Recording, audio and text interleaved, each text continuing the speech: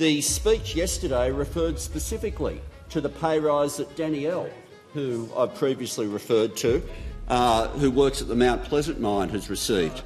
So the information now that when people go back to their electorates they can explain is someone like Danielle is now being promised at the next election that if the Leader of the Opposition's in government, she would get a $33,000 pay cut.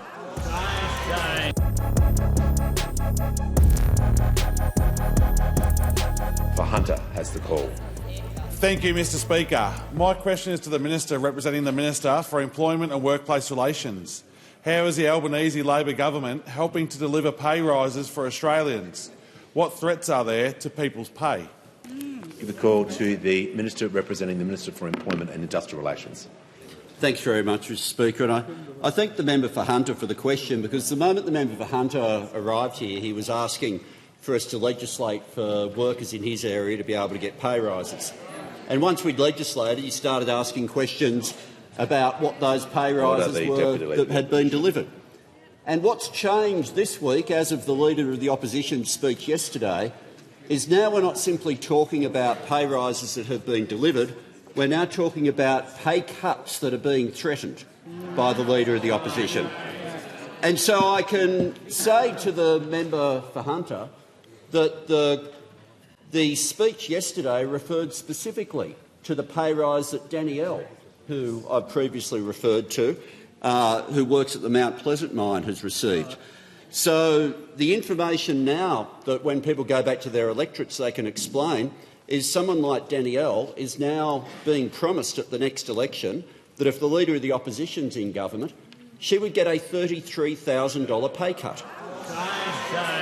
Because the same job, same pay provisions that he referred to in his speech yesterday are the only reason she got the pay rise. The Leader of the Opposition might be able to, on the plane home, explain this afternoon to the flight attendants there, who don't just provide a service role, they're trained in safety, they play a really important role, flight attendants on the plane, that the pay rises that they're just finding out about now through the Fair Work Commission are now promised to be pay cuts at the next election that the Leader of the Opposition is taking in his industrial relations policy.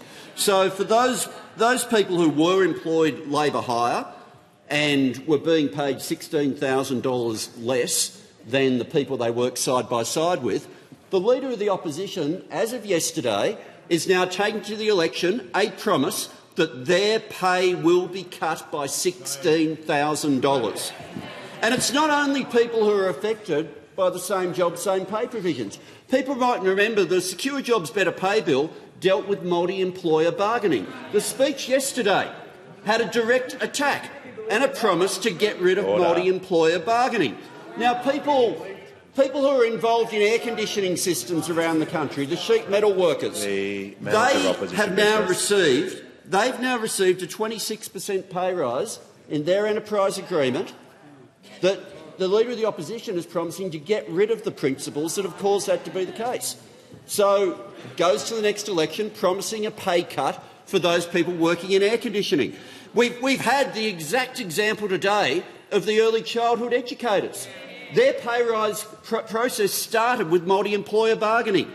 This Leader of the Opposition goes to the election wanting to cut their pay.